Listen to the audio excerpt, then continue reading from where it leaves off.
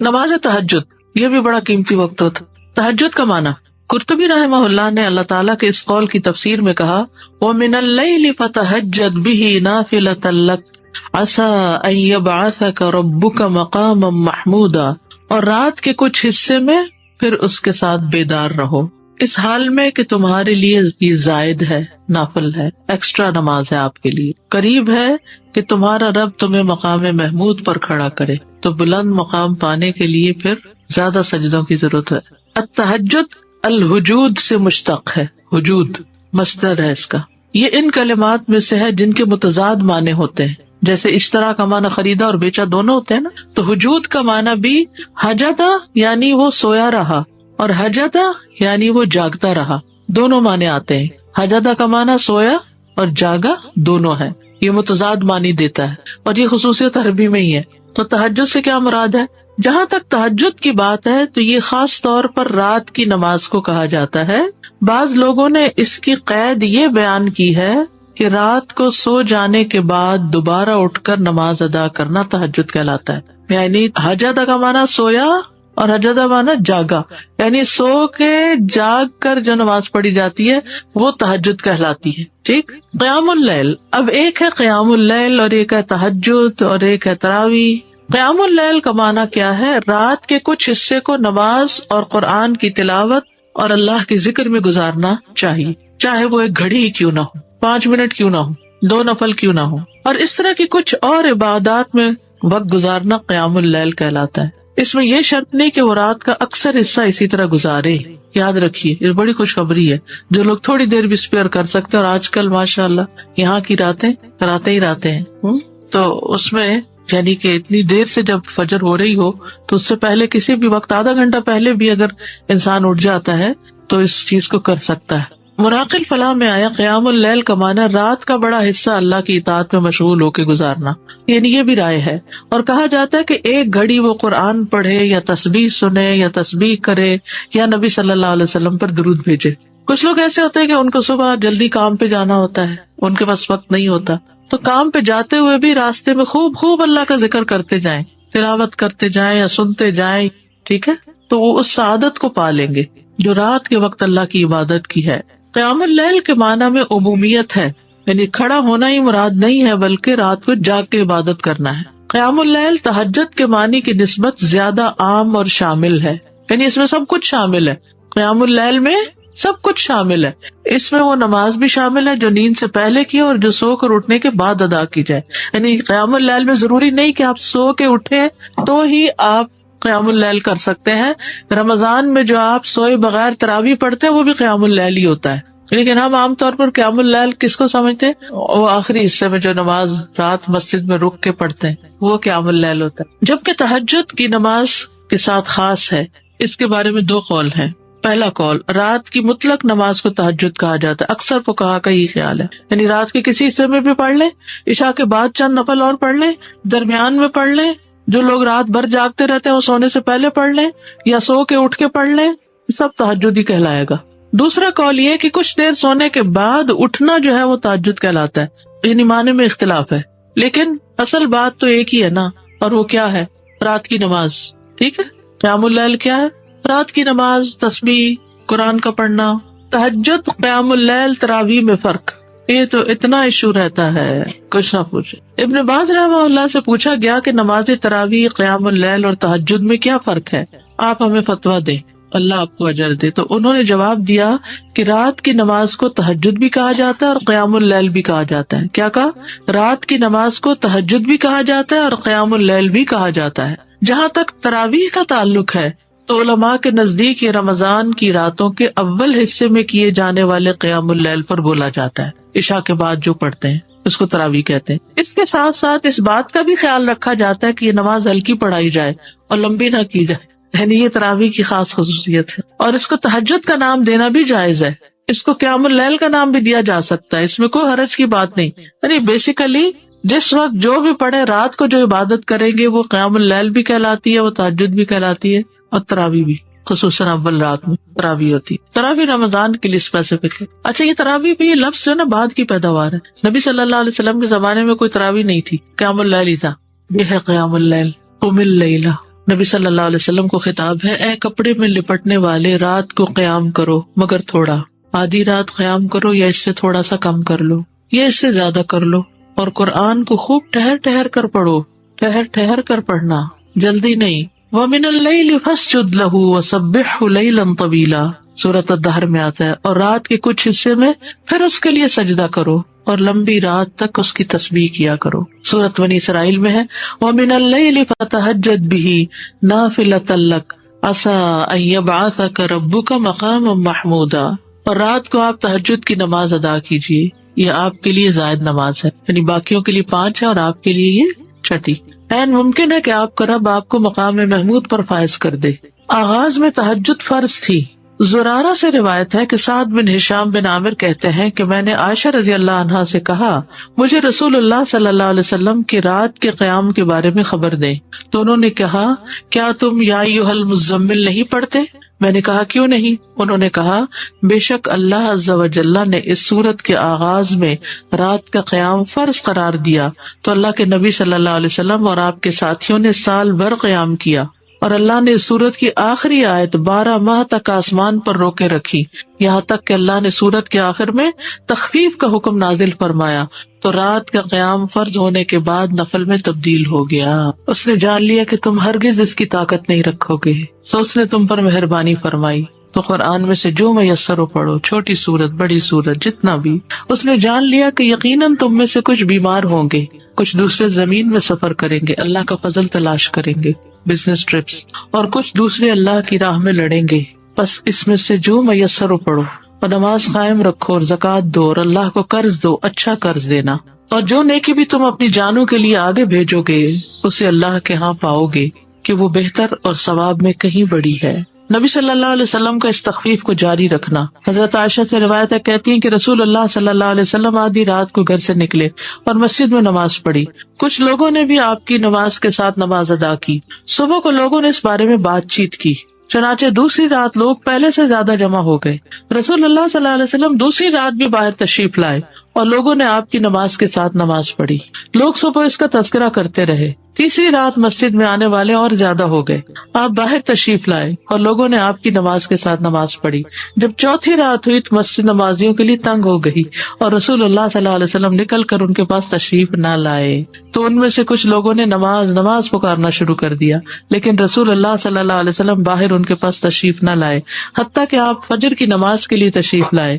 پھر جو فجر کی نماز پوری کر لی تو لوگوں کی طرف متوجہ ہوئے، پھر شہادتین پڑھ کر فرمائے نے خطبہ دیا، اما بعد، آج رات تمہارا حال مجھ سے مخفی نہ تھا، یعنی مجھے پتا تھا تم انتظار کر رہے ہو، لیکن مجھے ڈر ہوا کہ رات کی نماز تم پر فرض نہ کر دی جائے، پھر تم اس کی ادائیگی سے عاجز آ جاؤ، تو اس لیے میں نہیں نکلا۔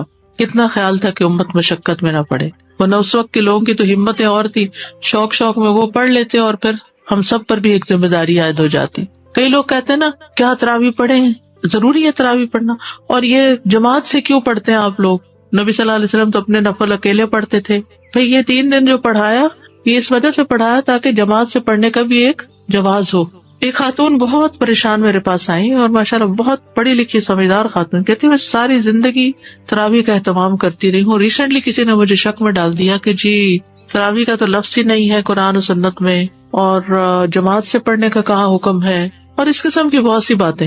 اتفاق کی بات کہ انہی دنوں میں نے ایک آرٹیکل پڑھا تھا اور ریفرنس تازے مجھے یاد تھے سب، تو میں نے ان کو دکھایا تو وہ سکون میں آ گئی۔ کہتی ہے 3 دن سے میں مسجد ہی نہیں گئی، 3 دن سے، رمضان کا مہینہ تھا یہ 3 دن سے میں نے نماز ہی نہیں پڑھی، کیونکہ کسی نے مجھے شک میں ڈال دیا یہ ہے ہی نہیں۔ آپ نے اس لیے نہیں مسلسل جماعت سے پڑھوائی کہ کہیں لوگوں پہ فرض ہی نہ ہو جائے، یہ رمضان ہی کا موقع تھا۔ اور پھر حضرت عمر رضی اللہ عنہ نے سب کو اس پر اکٹھا کیا، ورنہ کیا ہوتا تھا، کوئی کہیں پڑھا رہا ہے، کوئی کہیں پڑھ رہا ہے، کوئی کہیں، تو وہ ایک اجتماعیت کی جو روح ہوتی ہے وہ پھر اس طرح پیدا ہوئی۔ تو اس لیے سب کے کہتے ہیں بدعت تھی، بدعت نہیں تھی، کیونکہ اس کی دلیل موجود تھی۔ بدعت وہ ہوتی ہے کہ جس کی کوئی دلیل ہی نہیں، یہاں یہ 3 دن پڑھی ہے یہ کم دلیل ہے، اور پھر آپ نے خود واضح بھی کیا کہ میں اس سے زیادہ اس لیے نہیں کروا رہا کہ یہ فرض نہ ہو جائے تم پر۔ نبی صلی اللہ علیہ وسلم کا تہجد کا خوب اہتمام کرنا۔ نبی صلی اللہ علیہ وسلم نماز تہجد میں اتنا قیام فرماتے کہ آپ کے قدم یا پنڈلیوں پہ ورم آ جاتا تھا، بس جب آپ سے اس کے متعلق کچھ عرض کیا جاتا تو آپ فرماتے کیا میں اللہ کا شکر گزار بندہ نہ بنوں؟ یہ ہے شکرانے کے نفل، کہ آپ تہجد جو پڑھتے تھے اسی کو ہی شکرانہ قرار دیتے، اور لمبا قیام کرتے. ہم جو شکرانے کے نام پہ نفل پڑھتے بھی ہیں تو وہ کیسے پڑھتے ہیں, کتنی جلدی جلدی پڑھتے ہیں. عبداللہ بن عمیر نے حضرت عائشہ سے کہا, رسول اللہ صلی اللہ علیہ وسلم کا کوئی تعجب انگیز عمل جو آپ نے دیکھا وہ بیان کرے. وہ رونے لگی اور کہا, آپ راتوں میں سے ایک رات کو کھڑے ہوئے اور فرمایا, اے عائشہ مجھے چھوڑ دو کہ میں اپنے رب کی عبادت کر لوں. کہتی ہے, میں نے کہا, اللہ کی قسم میں آپ کی قربت کو پسند کرتی ہوں, یعنی میں چاہتی ہوں آپ میرے پاس رہیں, لیکن وہ چیز بھی پسند ہے جو آپ کو خوش کر دے. کہتی ہے, آپ اٹھے, وضو کیا اور نماز کے لیے کھڑے ہو گئے. آپ مسلسل روتے رہے یہاں تک کہ آپ کی گود بھیگ گئی, پھر روئے اور روتے رہے حتیٰ کہ زمین تر ہو گئی. اتنے میں بلال رضی اللہ عنہ نماز فجر کی اطلاع دینے کے لیے آئے. جب انہوں نے آپ کو روتا ہوا پایا تو کہا, اللہ کے رسول آپ اتنا کیوں رو رہے ہیں, حالانکہ اللہ نے آپ کے اگلے پچھلے گناہ معاف کر دیے ہیں. آپ نے فرمایا, کیا میں اللہ کا شکر گزار بندہ نہ بنوں؟ آج رات مجھ پر چند آیات نازل ہوئی, اس آدمی کے لیے ہلاکت ہے جس نے ان کو پڑھا لیکن ان پہ غور و فکر نہیں کیا, اور وہ ہے سورۃ آل عمران کی آخری آیات, ان فی خلق السماوات والارض واختلاف اللیل والنہار. نبی صلی اللہ علیہ وسلم کو تہجد نہ چھوڑنا. اللہ کے نبی جب کوئی نماز پڑھتے تو آپ پسند کرتے کہ اس پر قائم رہیں, اور جب آپ صلی اللہ علیہ وسلم پر نیند یا بیماری غالب آ جاتی اور رات کا قیام نہ کر سکتے تو آپ دن میں 12 رکعتیں پڑھ لیتے. نبی صلی اللہ علیہ وسلم کا گھر والوں کو تہجد کے لیے اٹھانا. حضرت علی بن ابی طالب رضی اللہ عنہ سے روایت ہے کہ رسول اللہ صلی اللہ علیہ وسلم رات کے وقت میرے اور فاطمہ کے پاس تشریف لائے اور ہمیں نماز تہجد کے لیے جگایا. پھر آپ اپنے گھر کی طرف لوٹ گئے اور رات کافی دیر تک نماز پڑھتے رہے. تو آپ نے ہماری طرف سے کوئی آہٹ نہ سنی تو دوبارہ ہماری طرف تشریف لائے اور ہمیں پھر جگایا اور فرمایا, دونوں اٹھو اور نماز پڑھو, جیسے ہم اپنے بچوں کو کہتے میں آنکھیں ملتا وہ اٹھ کر بیٹھ گیا اور کہہ رہا تھا, اللہ کی قسم بے شک ہم تو وہی نماز پڑھیں گے جو اللہ نے ہماری قسمت میں لکھی. یقیناً ہمارے نفس اللہ کے ہاتھ میں, وہ اگر چاہے گا کہ ہمیں اٹھائے تو ہمیں اٹھا دے گا. کہتے پھر رسول اللہ صلی اللہ علیہ وسلم اپنی ران پہ ہاتھ مارتے ہوئے تشریف لے گئے اور فرما رہے تھے, ہم وہی نماز پڑھیں گے جو اللہ نے ہماری قسمت میں لکھی. وَكَانَ الْإِنسَانُ أَكْثَرَ شَيْءٍ جَدَلًا. حقیقت یہ کہ انسان سب سے زیادہ جھگڑالو ہے, یعنی ہم ہمیشہ اپنے لیے کوئی نہ کوئی دلیل تلاش کر لیتے ہیں جب ہم نے کوئی کام نہیں کرنا ہوتا. آخرت کی فکر کے لیے رات کو جگانا. ام سلمہ بیان کرتی کہ نبی صلی اللہ علیہ وسلم ایک رات بیدار ہوئے تو فرمایا, سبحان اللہ, آج رات کس قدر سنگین فتنے نازل ہوئے اور کس قدر عظیم خزانے اتارے گئے. کون ہے جو ان حجروں میں سوئی ہوئی عورتوں کو بیدار کرے؟ اپنی ازواج کی طرف اشارہ تھا. بہت سی عورتیں جو دنیا میں لباس پہننے والی ہیں آخرت میں برہنہ ہوں گی, کیونکہ بغیر لباس کے اٹھیں گے نا سب. لوگوں کو تہجد کی ترغیب دلانا, یعنی اپنے گھر والوں سے شروع کیا اور اب عام لوگوں کے لیے بھی. ابی ابن کعب فرماتے کہ جب رات کا تہائی حصہ گزر جاتا تو رسول اللہ صلی اللہ علیہ وسلم اٹھ کھڑے ہوتے اور فرماتے, اے لوگوں اللہ کو یاد کرو, اللہ کو یاد کرو, سور پھونکنے کا وقت آ گیا ہے. پھر اس کے بعد دوسری مرتبہ بھی پھونکا جائے گا. موت اپنے پیش آنے والے حالات کے ساتھ آ پہنچی, موت اپنے پیش آنے والے حالات کے ساتھ آ پہنچی, یعنی موت قریب ہے, تیاری کرو, یہ مطلب تھا. سلف صالحین کا نوجوانوں کو تہجد کے لیے اٹھانا. محمد بن یوسف کہتے ہیں, سفیان ثوری رحمہ اللہ ہمیں رات کو قیام کرواتے اور کہتے, اے نوجوانوں قیام کرو, جب تک تم جوان ہو نماز پڑھتے رہو, اگر تم آج نماز نہیں پڑھو گے تو کب پڑھو گے. ابن عمر کہتے ہیں, عبادات میں سب سے پہلی عبادت جس میں کمی آتی ہے وہ رات کو تہجد کی نماز ہے, اور اس میں اونچی آواز سے قرآن پڑھنا ہے. تو یہ جو نوجوانوں کو پڑھانا ہے نا, ہمارے بچے تو فرض نماز بھی مشکل پڑھتے ہیں تو تہجد کا پڑھیں گے. اللہ ماشاء اللہ کچھ بچوں کو تو اللہ تعالیٰ توفیق دیتا ہے اور وہ جوانی میں ہی پڑھنا شروع کرتے. ہمیں یاد ہے کہ ہمارے والد ہمیں اس بات پہ اجازت دیتے تھے کہ اپنے فرینڈس کو رات کو اکٹھا کر لیں اور رات جاگ کر نمازیں پڑھیں. تو اکیلے پڑھنا مشکل ہے, تو ان کا مقصد یہ ہوتا تھا کہ ہم مل کے, وہ اکثر بچے کہتے ہیں سلیپ اوور کے لیے جانا ہے یا فرینڈس کو بلانا ہے, تو ہم ٹوٹل نہ کر دیتے. تو اس میں یہ ہے کہ اپنے گھر پہ بلا لیں اور ان سے کہیں کہ مل کے تہجد پڑھے, اور ٹھیک ہے کچھ اور گپ شپ. آپ دیکھیے کہ پھر ہوتا کیا ہے, عام طور پر تو پھر کھیل تماشے ہوتے ہیں, کھانا پینا, جی قیام نائٹ نہ ہونے سے بہتر ہے اگر تھوڑا سا بھی 2 رکعتیں بھی پڑھ لینا کہیں اور جا کے رات گزارنے سے تو بہتر ہے کہ مسجد میں تو ہے نا. وہ فار لائف اس کی ہیبٹ بھی بن جاتی, پھر انسان کو چھوڑنے کو دل نہیں چاہتا اس چیز. دین کا کام جو لوگ کرتے ہیں نا, ان کے لیے بہت ضروری ہے کہ وہ ایکسٹرا نماز پڑھیں. اگر رات کو کسی وجہ سے نہیں پڑھ سکتے تو دن میں پڑھ لیں, لیکن صرف فرض پر نہ رہیں, نوافل ضروری ہے. تہجد کے لیے نبی صلی اللہ علیہ وسلم کا سونا اور جاگنا.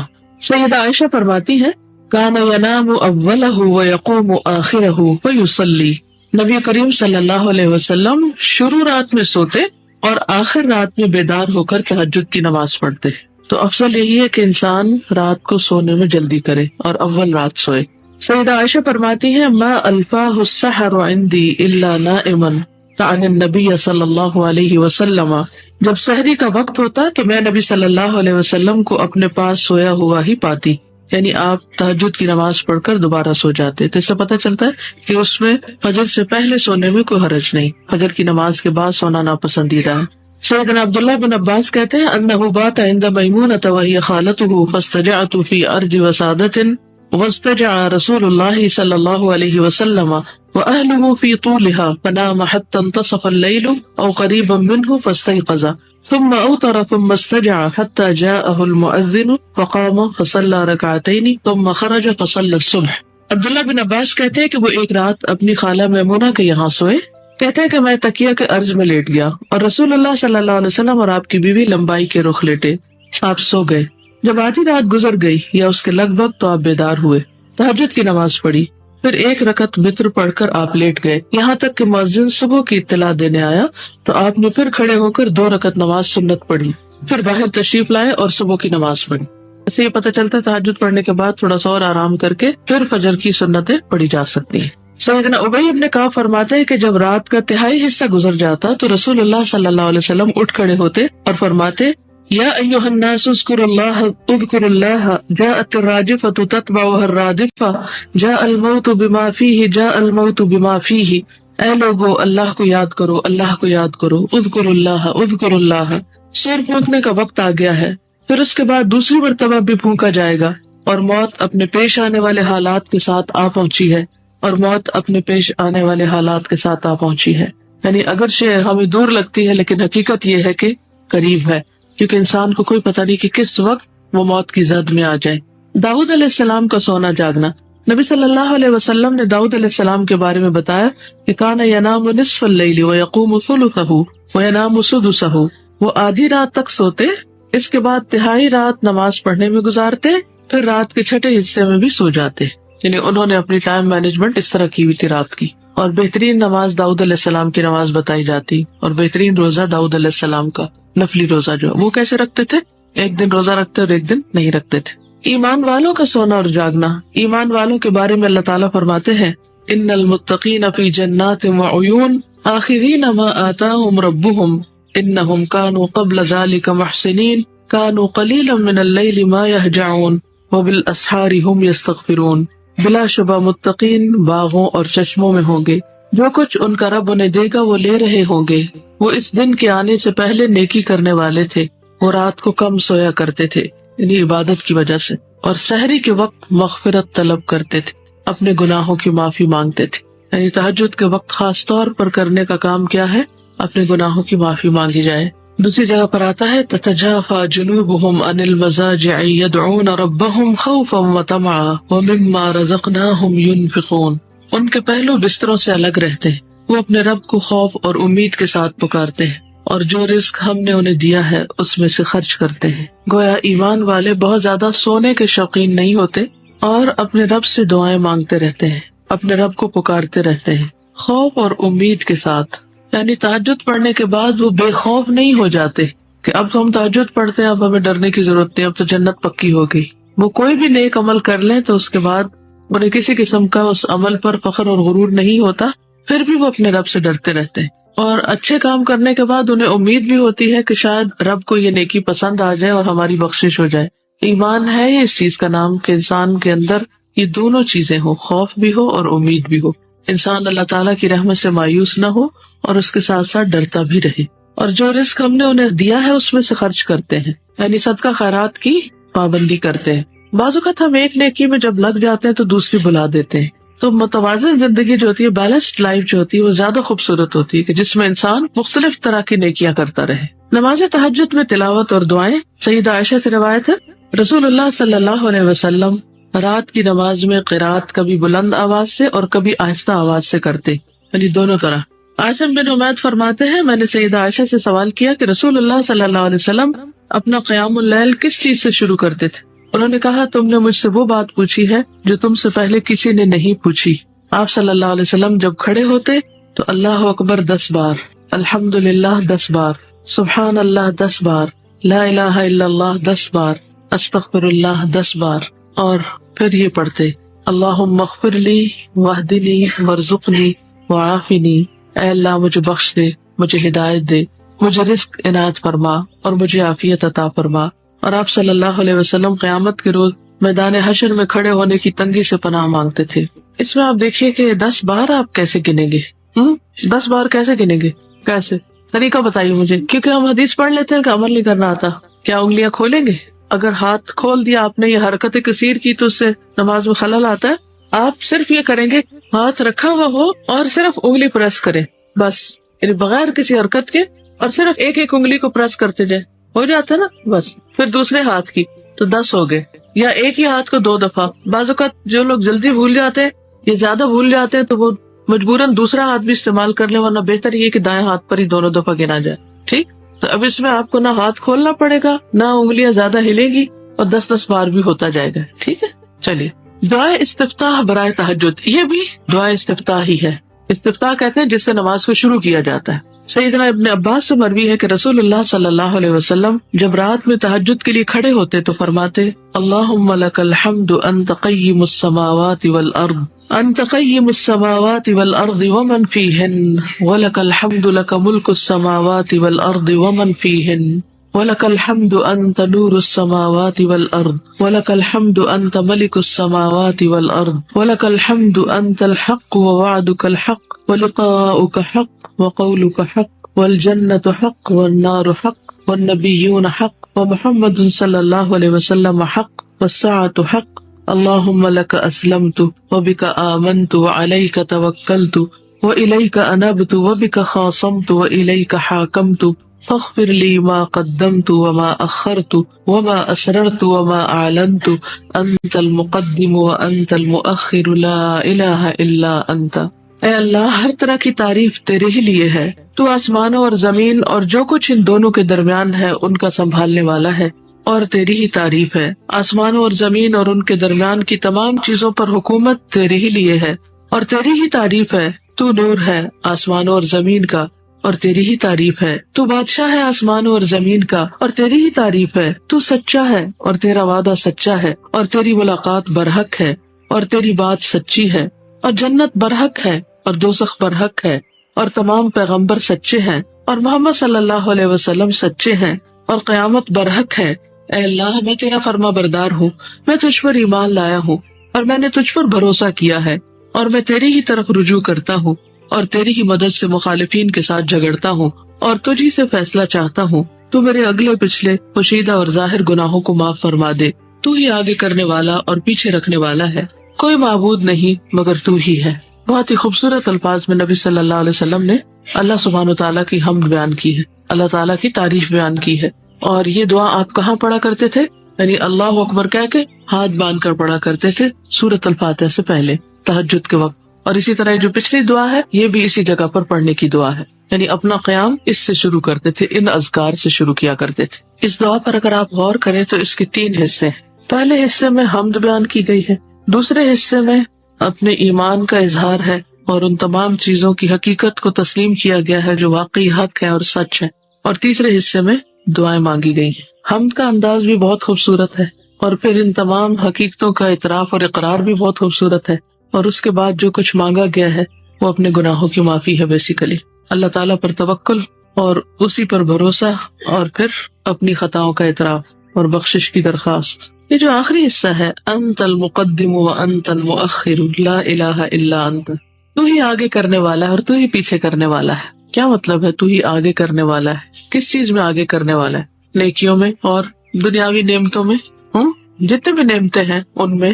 بعض اوقات ایسا ہوتا ہے نا کہ آپ کسی چیز میں، کسی فیلڈ میں آگے بڑھ جاتے ہیں، اور بعض اوقات کوشش کے باوجود پیچھے رہ جاتے ہیں، تو اس وقت پھر ہمارا طرز عمل کیا ہونا چاہیے، ہماری سوچ کیا ہونی چاہیے، یا ہمارا رویہ کیا ہونا چاہیے؟ اور یہاں پر کیا حکمت ہے کہ ساری باتیں کرنے کے بعد فرمایا انت المقدم وانت المؤخر لا الہ الا انت۔ جی، یعنی کہ اگر ہم نیکیوں میں آگے بڑھ رہے ہیں تو اللہ کی توفیق سے ہی، اگر اس نے کچھ دیا، آگے بڑھنے کا موقع دیا، تو بھی اس میں اللہ کی حکمت ہے۔ یعنی ہم نے سب کچھ کر لیا لیکن اب معاملہ اللہ پہ چھوڑ دیا، یعنی ایک طرح سے مکمل بھروسے کا اظہار ہے، مکمل اعتماد۔ اور زندگی میں ایسا ہوتا ہے نا کہ کبھی انسان آگے بڑھتا ہے اور کبھی پیچھے رہ جاتا ہے، ایسا ہوتا ہے یہ تو نہیں کبھی ہوتا کہ ہمیشہ آپ اپنی مرضی سے ہی جہاں چاہے آگے بڑھتے چلے جائیں. اور استاذہ اس میں یہ بات بھی ہے کہ چونکہ ہر وقت یا تو ہم آگے بڑھ رہے ہوتے ہیں یا پیچھے ہو رہے ہوتے ہیں، اور یہ پورے دن میں ہر ٹائم ایسے ہو، کبھی نیکی میں آگے ہیں کبھی پیچھے، کبھی کسی اور کام میں آگے ہیں کبھی پیچھے. کبھی تو ٹائم سے یہ آگے کبھی اتنی پیچھے. امپورٹنٹ بات ہے کہ اگر ہم پیچھے بھی ہو رہے ہیں تو بھی ہمارا یقین اللہ پہ ہی ہونا اس میں چاہیے، بھی کوئی خیر ہے. خیر ہے. اور اگر ہم آگے بڑھ رہے ہیں تو بھی ہم کسی بھی تکبر کسی چیز کا شکار نہ ہو کہ اللہ ہی کی ذات ہے جو آگے بڑھانے والی ہے اور پیچھے کرنے والی بالکل. ہے. تو ہر روز صبح اگر یہ سبق یاد کر لے تو کسی سے شکوہ شکایت نہ رہے. میں صبح کسی سے ذکر کر رہی تھی کہ تقدیر پر ایمان کی ہم ڈسکس کر رہے تھے، تو میں نے کہا کہ مجھے ایمان تو ہے کہ جو بھی نقصان ہو وہ اللہ کی طرف سے ہوتا ہے، لیکن مجھے سارا وقت نا ایک گلٹ سوار رہتا ہے کہ میری غلطی ہے میری غلطی ہے، تو میں اس سے کیسے باہر آؤں. پھر میں نے ان سے کہا کہ اچھا اللہ تعالیٰ ہی سکھائیں گے مجھے کہ یہ میں اس کو بیلنس کر پاؤں. تو اس میں کتنا اللہ نے سکھا دیا کہ پہلے آپ اپنی غلطیوں کی معافی بھی پوری مانگ رہے ہیں، اور اس کے بعد پھر اللہ کو یہ کہہ رہے ہیں کہ جس چیز میں آپ چاہتے ہیں مجھے آگے کر دیتے ہیں، جس چیز میں چاہتے ہیں مجھے پیچھے. کیونکہ انسان کبھی بھی ہر چیز میں آگے نہیں ہو سکتا نا. اس سے مجھے یہ زیادہ سمجھ میں آ رہی ہے کہ اب میں تہجد میں کھڑی ہوں تو یہ آپ نے مجھے آگے کر دیا، اور اگر کوئی میں نیکی میں پیچھے ہوں کسی چیز میں، وہ بھی پھر میں آپ کی رضا سے ہی. عام طور پہ ایسا ہوتا ہے کہ جو کچھ حالات ہمارے ساتھ پیش آ رہے ہوتے ہیں ہم انہیں ایکسپٹ نہیں کر پاتے. تو جب ہم نے کہا اللہ کا اسلم تو، کہ میں نے اپنا آپ تیرے سپرد کر دیا، میں نے ایکسپٹ کر لیا. اسلم تو اصل میں کیا ہے؟ سبمیشن، ایکسپٹینس، کہ میں نے ایکسپٹ کر لیا. تو پھر اس کے بعد جو بھی حالات ہیں میرے ساتھ میں ان پہ راضی. رضیت باللہ ربا وبالاسلام دین وبمحمد النبی. تو یہ جو رضا کی کیفیت ہے، کیونکہ بعض اوقات آپ نیکی کے معاملات میں بھی کئی دفعہ کافی کوشش کرتے ہیں کہ مثلا ایک دعا آپ کو یاد ہو جائے، لیکن وہ نہیں ہوتی، کوشش کے باوجود نہیں کر پاتے. ہوتا ہے نا سے پھر مکس اپ ہو جاتی، پھر مکس اپ. کچھ چیزیں اتنی آسانی کے ساتھ یاد ہو جاتی، کچھ نہیں ہو پاتی. ہو سکتا ہے اللہ تعالیٰ چاہتا ہے کہ ہم اس دعا کو بھی اور بھی زیادہ مانگ لیں، کیونکہ اور زیادہ پڑھیں گے، اس کو بار بار دہرائیں گے تو ہی ہمیں یاد ہوگی، ورنہ ہم شاید پہلی دفعہ پڑھ کے یاد کر لیتے. تو جب ہمارا کوئی کام جلدی ہو جاتا ہے، مرضی کے مطابق ہو جاتا ہے، تو ہم خوش ہو جاتے ہیں. اور جب کوئی کام اس طرح نہیں ہوتا، ہم اس میں پیچھے رہ جاتے ہیں، اپنے ٹارگیٹس کو میٹ نہیں کر پاتے، تو پھر ہم مایوسی کا شکار ہو جاتے ہیں. ایسے حالات میں بھی مایوس نہیں ہونا چاہیے، کیونکہ اس میں بھی ضرور کوئی مصلحت ہوگی. کوئی چیز ایسی ہے جو آپ کی زندگی میں ڈیلے ہو رہی ہے اور آپ چاہتے ہیں جلدی ہو جائے. ہاں سوچئے ذرا، ہے کوئی؟ اکثر لوگ مسکرا رہے ہیں. کسی کی شادی ڈیلے ہو رہی ہے، کسی کا ویزا ڈیلے ہو رہا ہے. تو پھر جب وہ چیز نہیں ہوتی جو ہم چاہتے ہیں تو پھر ہماری کیفیت کیا ہوتی ہے، پھر ہمارا ریئیکشن کیا ہوتا ہے؟ عموماً جھنجھلاہٹ. کیوں نہیں ہوا؟ اب اس کو ہو جانا چاہیے. صبر نہیں رہتا نا. انت المقدم و انت المؤخر. اس ڈیلے میں بھی فائدہ ہے، اور اس وقت نہیں سمجھ آتا کہ اس میں کیا فائدہ ہے. کئی سال بعد جا کے سمجھ آتا ہے اس قدر فائدہ تھا. مثلاً آپ کو کچھ نئی چیز سیکھنے کا موقع مل جاتا ہے، کوئی ایسی چیزیں انسان کو حاصل ہو جاتی ہے کہ جو جلدی میں تو ہو ہی نہیں سکتی تھی. بعض اوقات تھوڑا انتظار کرنا پڑتا ہے اور بعض اوقات زیادہ انتظار کرنا پڑتا ہے، لیکن ہر حال میں پھر صبر ضروری ہے. مثلاً آپ کسی کی ملاقات کے لیے گئے ہیں اور آپ کو انتظار کرنے کے لیے کہا گیا، اس وقت کیا کیفیت ہوتی؟ اچھا نہیں لگتا وہ انتظار. یا کبھی اپنی باری کا انتظار کرنا پڑتا ہے تو اچھا نہیں لگتا وہ انتظار، لیکن اس میں کیا حکمت ہوتی؟ کیونکہ ہمیں اس وقت نہیں سمجھ آ رہی ہوتی نا، کیونکہ ہماری توجہ اس وقت غور و فکر پر نہیں ہوتی. ہماری توجہ اس وقت مقصد پہ ہوتی ہے، یا وہ چیز جو ہم پانا چاہتے ہیں اس پہ ہوتی ہے کہ یہ جلدی سے مل جائے. اور آپ نے دیکھا ہوگا کہ بہت ساری چیزیں اگر زندگی میں قبل از وقت ہونے لگے، وقت سے پہلے انسان کو مل جائے تو وہ انسان کے لیے نقصان دہ ہو جاتی ہے. ہم نے تو اپنے لیے سوچا ہوتا ہے کوئی نیکی یا کوئی اچھائی یا کوئی ہم یہ کریں گے، لیکن اللہ تعالیٰ ہمیں ڈفرینٹ حالات میں رکھ کے کچھ اور طرح سے تربیت کرنا چاہ رہے ہوتے ہیں. بالکل. اور وہ کچھ حالات واقعات ایسے پیش آتے ہیں کہ جس کی وجہ سے ہم زیادہ سیکھ لیتے ہیں، پھر اس کے بعد وہ چیز حاصل زیادہ بہتر طور پر پھر ہینڈل بھی کر سکتے ہیں اس کو. استاذہ مجھے ایسے لگ رہا تھا کہ یہ جو آخری حصہ ہے نا، یہ اس سے تھوڑا سا جو پچھلا ہے نا اس کے ساتھ لنکڈ ہے. یعنی جس میں ہم کہتے ہیں کہ میں تجھ پہ ایمان لایا، تجھ پہ بھروسہ کیا، میں تیری ہی طرف رجوع کرتا ہوں، تیری ہی مدد سے مخالفین کے ساتھ جھگڑتا ہوں، اور پھر تجھ ہی سے فیصلہ چاہتا ہوں. یعنی اپنی تمام چیزیں اس کے حوالے کیا. اور ایک اور چیز جو مجھے اس پورے میں نظر آ رہی تھی کہ یہ دن رات کا ایک تعلق ہے جو اللہ سبحانہ تعالیٰ سے جڑا ہوا ہے. اور پھر اس کی پوری ترتیب نبی صلی اللہ علیہ وسلم کی لائف میں مجھے لگ رہا ہے کہ وہ ایک سیکنڈ بھی جب وہ اپنے شعور میں ہوتے ہیں تو ان کا تعلق اللہ سبحانہ تعالیٰ سے جڑا ہوا ہوتا ہے، خصوصاً تنہائی کے لمحات میں وہ سبحان اللہ سبحان ربی ہی کہتے چلے جا رہے ہیں. تو جب ہم نے یہ سب کہہ لیا اور اللہ سے تعلق ہے تو پھر اب رجوع بھی اسی سے ہے, اسی سے جھگڑا کیا, خاموشی, فیصلہ, ہر کچھ. تو پھر اب جو بھی ہوگا, اب وہ چاہے آگے کرے چاہے پیچھے کرے, ہر ایک میں خیر ہی خیر ہے. جزاک اللہ خیر. اس میں آپ دیکھیے کہ ہم اکثر جھگڑے کی حالت میں بھی ہوتے ہیں. کبھی اپنے سے جھگڑ رہے ہوتے ہیں, کبھی دوسروں سے. کبھی آپ کا ہوا کسی سے جھگڑا؟ بہت ہوتا ہے ہر روز کوئی نہ کوئی. کبھی بچوں سے جھگڑ رہے ہوتے ہیں, کبھی بڑوں سے, کبھی دوستوں سے, کبھی کسی سے. جھگڑا چلتا رہتا ہے نا. تو اس میں کیا ہے کہ وبے کا خاصم تو و الی کا حاکم تو فاغفر لی ما قدمت وما اخرت. کیونکہ جھگڑے میں ہم اپنے آپ ہی کو حق پر سمجھتے ہیں اور ہم سمجھتے ہیں ہمارے ساتھ زیادتی ہو رہی. فاغفر لی ما قدمت وما اخرت. ایون تو اگر ہمارے ساتھ بھی ہو رہی ہے تو بھی بخشش مسائل کا حل ہے. جب کسی بھی کام میں رکاوٹ آئے تو صرف لڑائی جھگڑے سے وہ حل نہیں ہوتی, اللہ کی طرف رجوع کرنے کی ضرورت ہوتی. اور پھر انت المقدم و انت المؤخر. اللہ چاہے تو فیصلہ جلدی سامنے آئے, اللہ چاہے تو اس میں تاخیر ہو جائے. یس, اسی جلد بازی کو کنٹرول کیا گیا. اس میں ہماری برداشت تو بڑھائی جا رہی ہے, اس میں بھی فائدہ ہوتا ہے نا. یعنی ایک چیز بڑھے یا دوسری, لیکن فائدہ ہی فائدہ ہے. استاذہ کل ایک خاتون آئی, بہت ہی زیادہ پریشان تھی, تو وہ کہنے لگی کہ میں اپنا گھر چھوڑ آئی ہوں, یا میں خودکشی کر لوں گی اور یا میں. تو میں نے انہیں کہا کہ آپ کو پریشانی کیا ہے نا. تو انہوں نے بتایا کہ 22 سال پہلے میرے ہسبینڈ فوت ہو گئے تھے, اور اس کے بعد میں نے بہت محنت کے ساتھ اپنے بیٹے کی پرورش کی, لیکن اب میرا بیٹا جو ہے وہ بہت زیادہ نافرمان ہے. ہر چیز ہے اب اس کے پاس, مگر وہ بہت ہی زیادہ سنگ دل ہے, تو میں اب بالکل نہیں رہ سکتی اس گھر میں.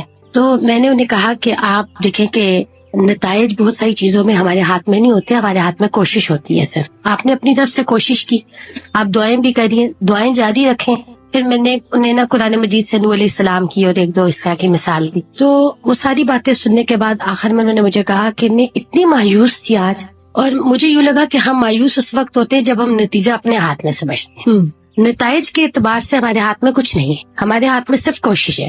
خلاصہ یہی ہے کہ نتیجہ ہمارے ہاتھ میں نہیں, انت المقدم و انت المؤخر. کہ تو ہی پیچھے کرنے والا ہے. تو بعض اوقات بہت زیادہ ہم اس بات پہ پریشان ہوتے ہیں, اس وقت کیوں ایسا ہوا ہے, جیسے ہدایت ہی ملنا تھا. تو ہم بہت زیادہ اس پر بات کرتے رہتے ہیں کہ ہم گلٹ فیل کرتے ہیں کہ اتنا عرصہ میں ایسے رہی. اور لیکن میں نے جب خود اپنا انالیسس کیا کہ مختلف چیزوں کے ملنے کا ایک وقت جو اللہ تعالیٰ نے رکھا ہے, کہ اگر وہ اس سے پہلے مجھے ملتی تو شاید میں اس کی وہ قدر ہی نہ کرتی. تو یہ جیسے اللہ تعالیٰ نے قرآن مجید میں بھی کہا نا کہ موسیٰ علیہ السلام کے لیے کہ اب تم ٹھیک وقت پر آ گئے ہو اے موسیٰ. تو چیزوں کو لینے کے لیے قبولیت کی صلاحیت ہی ہمارے اندر نہیں ہوتی, تو اس وجہ سے بھی بعض اوقات تاخیر ہو رہی ہوتی ہے. بالکل. اس دعا کو جتنی دفعہ بھی پڑھا جائے کم ہے. اس سے بہت معنی کا سمندر ہے, اور جس طرح اللہ سبحانہ و تعالیٰ کی تعریف کی گئی, اور اس میں سے بھی ایک ایک حصہ جو ہے وہ قابل غور ہے. جو کس طرح آسمان و زمین سے بات شروع ہوتی, پھر اللہ کے ملک میں بات شروع ہوتی, پھر نور کی بات ہے, اور پھر اللہ کے وعدوں اور ملاقات اور بات کی, اور پھر جنت, پھر دوزخ اور انبیاء اور نبی صلی اللہ علیہ وسلم,